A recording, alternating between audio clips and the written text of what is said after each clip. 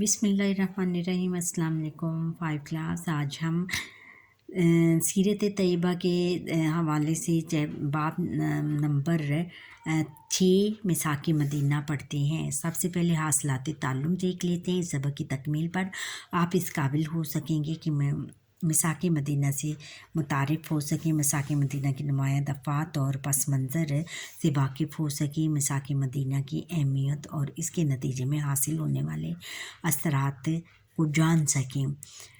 اب سبق کی طرف آتے ہیں۔ ہجرت مدینہ کے بعد مسلمانوں کو امن و سکون نصیب ہوا تو حضرت محمد رسول اللہ خاتم النبیین صلی اللہ علیہ وسلم نے مدینہ منورہ میں اسلامی معاشرے کی بنیاد رکھی۔ جب مکہ کے مسلمانوں نے مدینہ منورہ میں ہجرت کی تو وہاں پر امن و سکون قائم ہو گیا، کیونکہ یہاں پر مکہ مکرمہ میں کفار مکہ کا بہت زیادہ ڈر تھا، اور اس کی ڈر سے لوگ جو تھے کھلم کھلا اسلام کے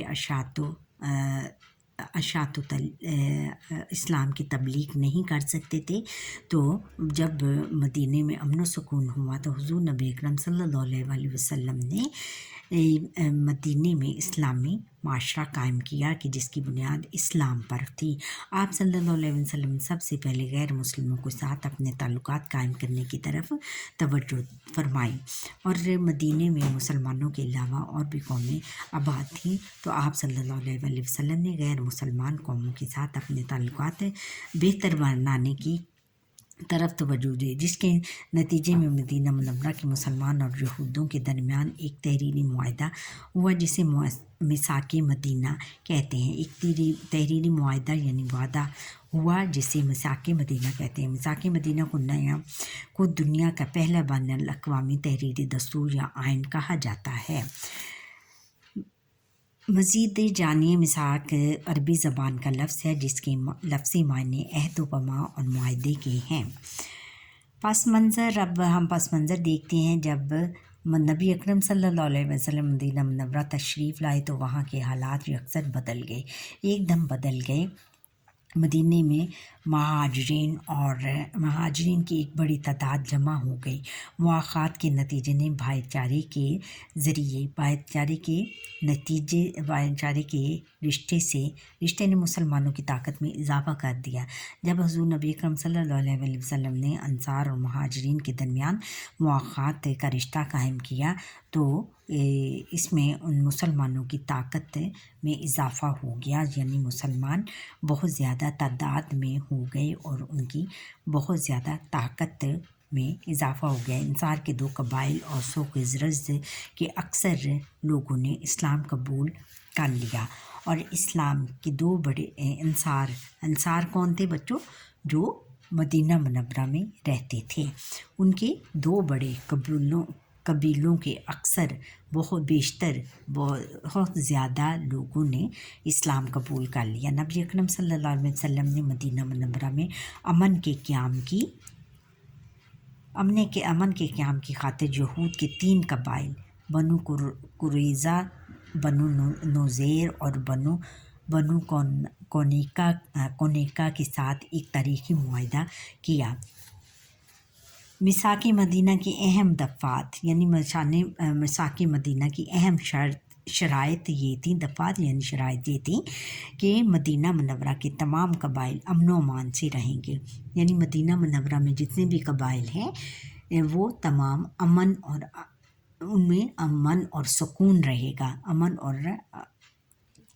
و امان سے رہیں گے، یعنی سکون سے رہیں گے، امن کے قیام کے لیے ایک دوسرے کا ساتھ دیں گے، اور امن قائم کرنے کے لیے ایک دوسرے کا امن یعنی سکون قائم کرنے کے لیے ایک دوسرے کا ساتھ دیں گے۔ مدینہ منورہ میں آباد مسلمان اور یہودی اپنے اپنے مذاہب پر عمل پیرا ہوں گے، اور مدینہ منورہ میں جتنے مسلمان اور یہودی ہیں وہ اپنے اپنے مذہب پر آزادانہ طور پر اپنی مذہب کے عبادات کر سکیں گے، اور ان پر کوئی پابندی عائد نہیں ہوگی۔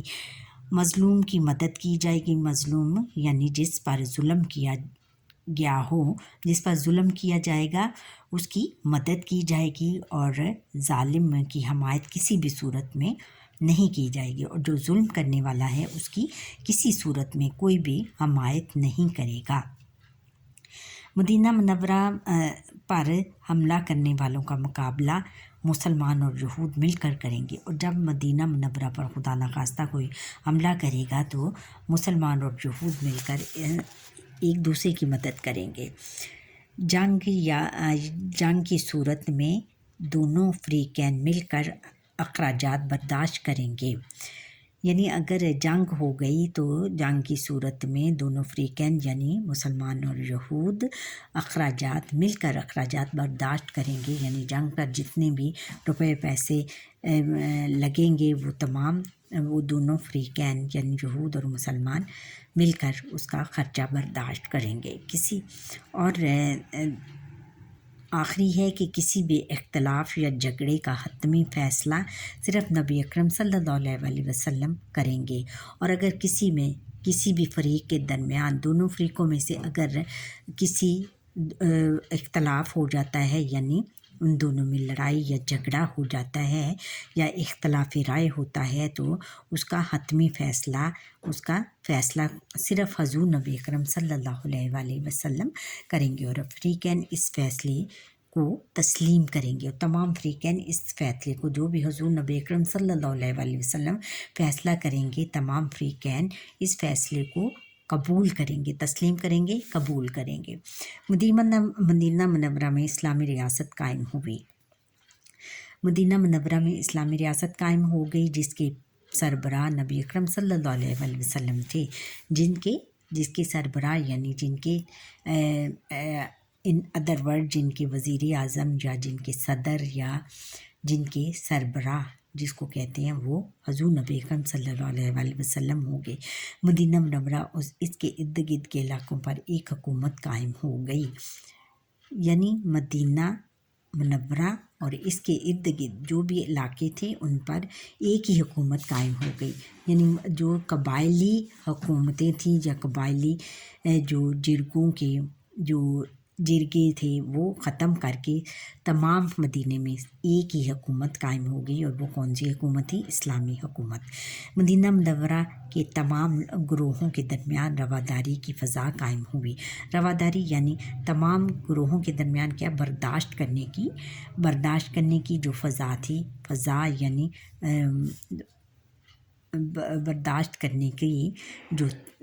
برداشت کرنا ان کو سکھایا گیا، برداشت کرنے کی فضا قائم ہو گئی۔ مسلمانوں نے مدینہ منورہ کے یہود کی حمایت حاصل کر لی، اور مسلمانوں نے جو یہود کے گروہ تھے ان کی مدد حاصل کر لی، اور مدینہ منورہ کا دفاع مضبوط ہو گیا، اور مدینہ منورہ کی دفاع تھا وہ مضبوط ہو گیا۔ میثاق مدینہ کے بعد اسلام کی اشاعت و تبلیغ کے لیے نئے راستے کھل گئے، اور میثاق مدینہ جب اس کی دفعات پیش کی گئیں تو اسلام کی جو تبلیغ و اشاعت تھی، تبلیغ و اشاعت یعنی اس کی نشر و اشاعت اور تبلیغ کرنے کے راستے کھل گئے، یعنی کوئی پابندی نہیں تھی ان کو اسلام کی تبلیغ و اشاعت کرنے کے لیے۔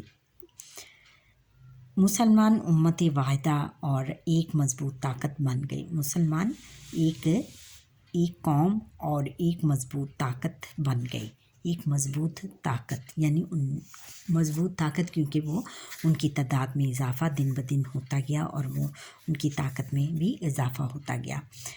اچھا، اب مزید جانیے میثاق مدینہ کے دو حصے تھے، ایک حصہ مسلمانوں کے لیے اور دوسرا یہودیوں کے لیے تھا، یعنی دو حصے تھے میثاق مدینہ کے، یعنی جو میثاق مدینہ جو عہد نامہ تحریر کیا گیا اس میں ایک حصہ مسلمانوں کے لیے رکھا گیا اور دوسرا حصہ یہودیوں کے لیے۔ میثاق مدینہ کو انسانی تاریخ کی مذہبی رواداری کی نہایت اعلیٰ اور عظیم مثال کہا جاتا ہے۔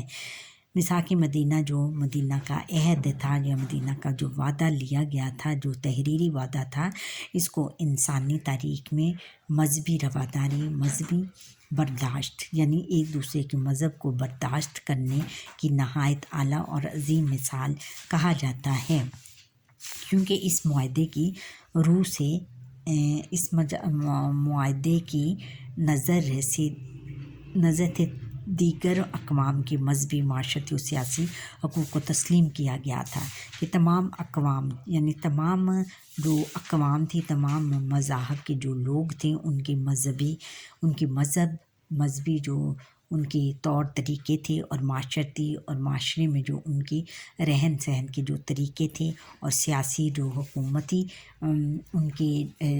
ان کے جو دستور اور روایات تھیں، ان کے حقوق کو، ان کے سب کے حقائق کو تسلیم کیا گیا، ان کو منظور کیا گیا۔ آج بھی دنیا میں پائیدار امن کے قیام کے لیے، آج بھی دنیا میں مضبوط امن کے قیام کے لیے میثاق مدینہ مشعل راہ کی حیثیت رکھتا ہے۔ میثاق مدینہ جو ہے وہ راستہ دکھاتا ہے، یعنی میثاق مدینہ کی اہمیت کو آج بھی تسلیم کیا جاتا ہے۔ آگے پھر مشق ہے، مشق میں ہم دیکھتے ہیں کہ درست بیان پر درست کا نشان لگائیں۔ میثاق مدینہ زبان کا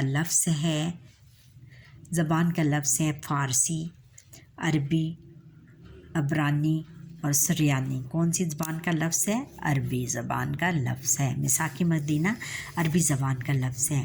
میثاق مدینہ کے لفظی معنی ہیں: الف ہے عہد و پیمان، مذاکرات، بحث و مباحثہ اور خطبہ۔ کیا ہے؟ عہد و پیمان۔ کیا اس کا مطلب ہے؟ عہد و پیمان۔ اور کیا ہے؟ مدینہ منورہ میں یہود کے قبائل آباد تھے، 2، 3، 4، 5، 3 آباد تھے۔ اور آگے ہے کہ میثاق مدینہ کے فریقین تھے، مشرکین اور مسلمان، کفار اور یہود، مسلمان اور یہود، مہاجرین اور انصار، مسلمان اور یہود، یہ فریق تھے۔ ان کے درمیان وہ معاہدہ طے پایا تھا۔ دنیا کا پہلا بین الاقوامی تحریری دستور ہے حلف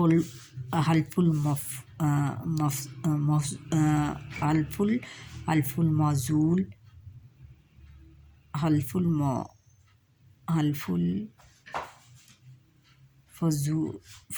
بیعت رضوان، صلح حدیبیہ، میثاق مدینہ ہے۔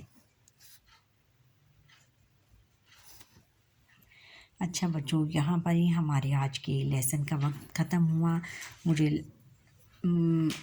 مجھے امید ہے کہ آپ کو یہ لیکچر پسند آیا ہوگا۔ اگر پسند آیا تو کمنٹ سیکشن میں کمنٹ کرنا نہ بھولیے گا۔ آپ مجھے لائک، شیئر اور کمنٹ کرنا نہ بھولیے گا، اور بیل آئیکن پر کلک کریں تاکہ ہر آنے والا میرا لیکچر آپ تک پہنچ سکے۔